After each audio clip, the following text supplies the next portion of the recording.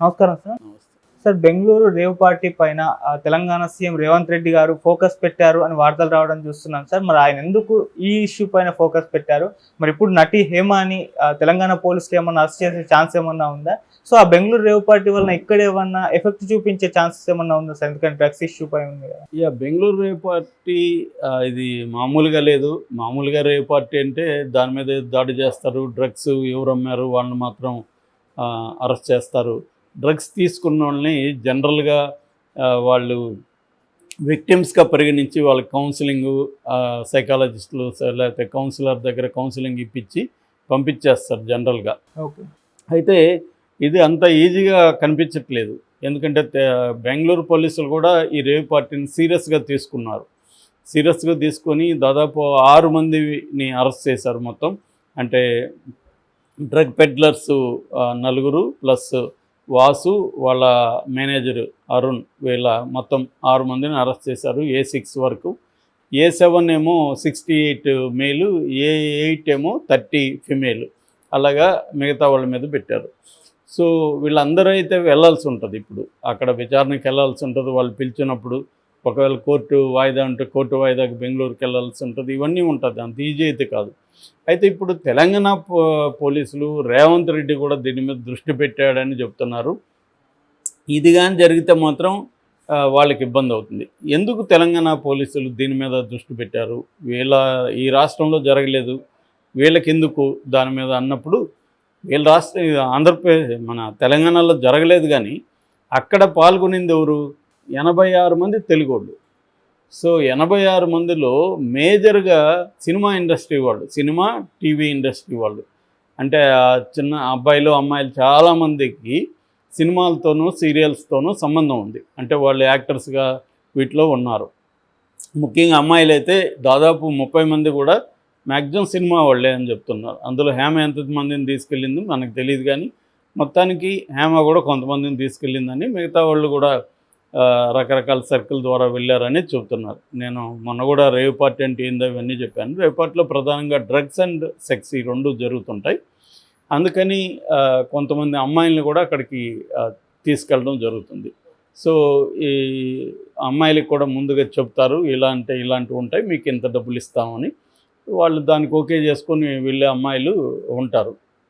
ఇవాళ ఏంటంటే అమ్మాయిలకు కూడా మనకి ఫ్రీడమ్ అనేది, మన ఇష్టం వచ్చినట్టు బతకడమే ఫ్రీడమ్ అన్న దీన్ని వాళ్ళకు కూడా కల్పిస్తున్నారు. సో నిన్న కూడా మనం ఒక ఇన్సిడెంట్ చూసాం, అది వైరల్ అయింది. ఒక అబ్బాయి తెల్లారితో బీర్లు తాగుతారు కాళ్ళ దగ్గర. అబ్బాయి వారిస్తున్నా కూడా అమ్మాయి నిలవట్లేదు. బిగినింగ్లో వెళ్ళిపోమన్నారు, ఓకే సార్ మేము వెళ్ళిపోతున్నాం అని వెళ్ళిపోయింటే అసలు ఏ ఇబ్బంది లేదు. కానీ అమ్మాయి నా ఇష్టం, నా ఫ్రీడము, నేను ఇష్టం వచ్చినట్టు ఉంటాను, మిమ్మల్ని ఏమన్నా నేను చేశానా, మిమ్మల్ని డిస్టర్బ్ చేశానా అనే ఒక పిచ్చి లాజిక్ ఆర్గ్యూ చేస్తుంది. సమాజం అలా ఉండదు. నా ఇష్టం వచ్చినట్టు నేను బతుకుతానని ఎవడో ఇక్కడ అనుకునేదానికి లేదు. సో ఇక్కడ ప్రతి ఒక్కడికి కొన్ని లిమిటేషన్స్ ఉంటాయి సమాజంలో. అది వాళ్ళు అర్థం కాక గొడవ పడ్డారు. దాని వీడియో తీశారు, మంచిగా పోలీసులకు ఇచ్చారు. వాళ్ళిద్దరిని ఇప్పుడు అరెస్ట్ చేశారు. ఇప్పుడు తేడదేరుతుంది. ఫ్రీడమ్ అంటే జైలు, ఫ్రీడమ్ అంటే పోలీస్ స్టేషను, ఫ్రీడమ్ అంటే కేసులు అనే విషయం అమ్మాయికి బోధపడుతుంది. సో ఇక నెక్స్ట్ అలాంటివి చేయరు. సో ఇలా ఇక్కడ కూడా చాలామంది అమ్మాయిలు ఏంటంటే వీళ్ళకి డబ్బులు కావాలి, ఎంజాయ్మెంట్ కావాలి, తర్వాత పబ్లిక్లో ఇష్టం వచ్చినట్టు ఉండాలి, ఇవన్నీ ఫ్రీడమ్ అన్న పేరుతో కన్జ్యూమరిజం వీళ్ళని తయారు చేసింది. దీనివల్ల లా అండ్ ఆర్డర్ సిచ్యువేషన్ వస్తుంది, క్రైము పెరుగుతుంది, రకరకాల issues, social and psychological issues రకరకాలు వస్తున్నాయి. అయితే వీళ్ళు ఇప్పుడు 86 మంది అక్కడ ఉన్నారు, పైగా ఇండస్ట్రీ వాళ్ళు అక్కడ ఉన్నారు. కాబట్టి ఆల్రెడీ ఇక్కడ డ్రగ్ ప్రాబ్లం అనేది పెద్ద ఎత్తున హైదరాబాద్ ఉంది. కేసీఆర్ ఉన్నన్ని రోజులు కూడా డ్రామాలు చేశాడు తప్ప ఆయన సీరియస్గా డ్రగ్ ప్రాబ్లం మీద ఫోకస్ చేయలే. అప్పుడప్పుడు డ్రామాలు చేయడం, డైవర్ట్ చేయడానికి అది వాడుకోవడం, సినిమాలను వరుసగా పిలవడం, ఒక 4 రోజులు రోజు వాళ్ళు వస్తుంటారు, రోజు వైరల్ అవుతుంటుంది, ఈ హంగామా నడుస్తుంది. అది ఏమైంది తర్వాత ఫాలోఅప్లు ఏమీ లేదు. సో దానివల్ల రేవంత్ రెడ్డి ప్రభుత్వం రాగానే సీరియస్గా తీసుకునింది. అందుకని ఇప్పటి వరకు డ్రంక్ అండ్ డ్రైవింగ్ ఉంది, కానీ డ్రగ్ డ్రైవింగ్ అనే కేసులు దొరకట్లేదు. ఎందుకంటే డ్రగ్ డ్రైవింగ్కి మనకు డ్రంక్ అండ్ డ్రైవింగ్లో దాన్ని చూస్తారు, స్మెల్ ఇది చూస్తారు, ఊపిరి. కానీ డ్రంక్ అండ్ డ్రైవింగ్లో అలాగా ఇమీడియట్ టెస్ట్ లేదు. వాళ్ళకి బ్లడ్ టెస్ట్ చేయాలి, అది ఎప్పుడో వస్తుంది. అందువల్ల చాలా పోలీసులు దాన్ని పక్కన పెట్టేసి ఓన్లీ డ్రంక్ అండ్ డ్రైవింగే చూసుకుంటున్నారు. డ్రంక్ అండ్ డ్రైవింగ్ దీంట్లో ఆ బ్రీత్ అనలైజర్లో తెలియదు, నువ్వు డ్రగ్ వేసుకుంటే తెలియదు. సో అందువల్ల ఇక్కడ 31కే డిసెంబర్లో గవర్నమెంట్ వచ్చింది. 31కే ఫ్రాన్స్ నుంచి అక్కడ నుంచి యూరోప్ నుంచి తెప్పించారు. అవన్నీ కూడా ఇమ్మీడియట్గా టెస్ట్ చేసేవి అవన్నీ కూడా అమలు చేస్తున్నారు. ఇక్కడ ఆ కిట్స్ తెప్పించారనమాట. సో అందువల్ల సీరియస్గా తీసుకున్నారు. ఇక్కడ టీఎస్ న్యాబ్ అంటారు, అంటే narcotic bureau. So narcotic bureau చాలా యాక్టివ్గా పనిచేస్తుంది ఇక్కడ. సో ఆల్మోస్ట్ వారంలో 2 సార్లు ఎక్కడో చోట పట్టుకుంటూనే ఉన్నారు ఇక్కడ. సో ఈ క్రమంలో ఇప్పుడు దీని మీద వీళ్ళు ఎందుకు ఫోకస్ చేశారంటే, ఒకటి ఈ డ్రగ్స్ తీసుకున్న వాళ్ళు ఒక్కసారో 2 సార్లు తీసుకుంటే వాళ్ళని విక్టిమ్స్గా పరిగణించవచ్చు. రెగ్యులర్గా తీసుకున్నప్పుడు వాళ్ళ వల్ల ఇంకొంతమందికి అంటించే అవకాశం ఉంది, ఇంకొంతమందికి స్ప్రెడ్ చేస్తారు.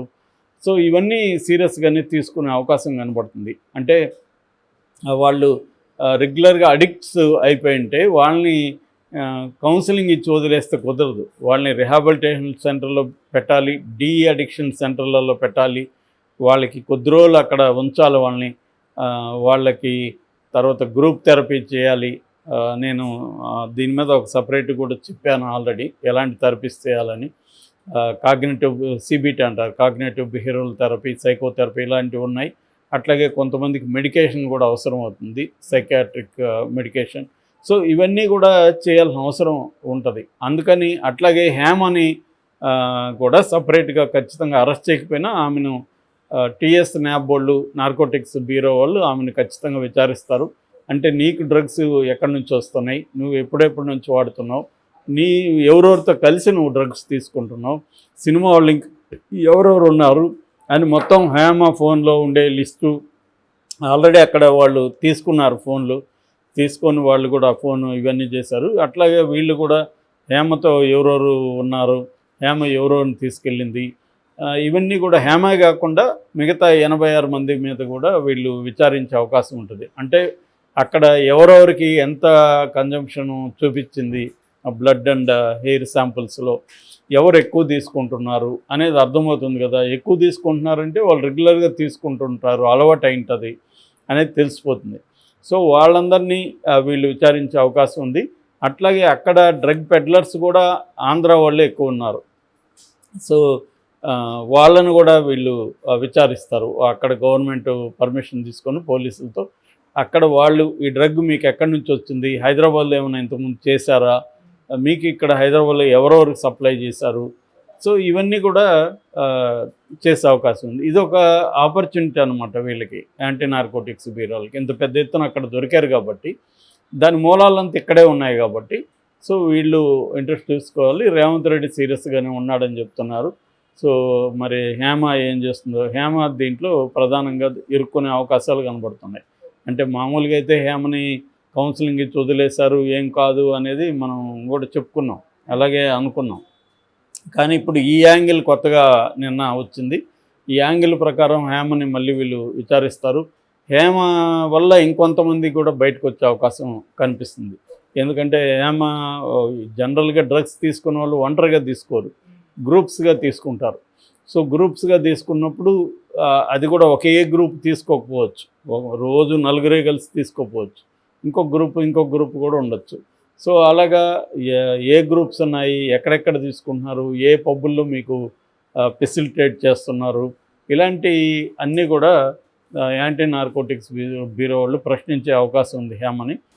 ఆ మేరకు హేమకి ఖచ్చితంగా ఇబ్బంది అవుతుంది. ఎందుకంటే చెప్తే ఒక సమస్య, పేర్లు చెప్పకపోతే ఒక సమస్య. సో ఆ రకమైన ఇబ్బందులు హేమ ఎదుర్కొనే అవకాశం అయితే కనిపిస్తుంది.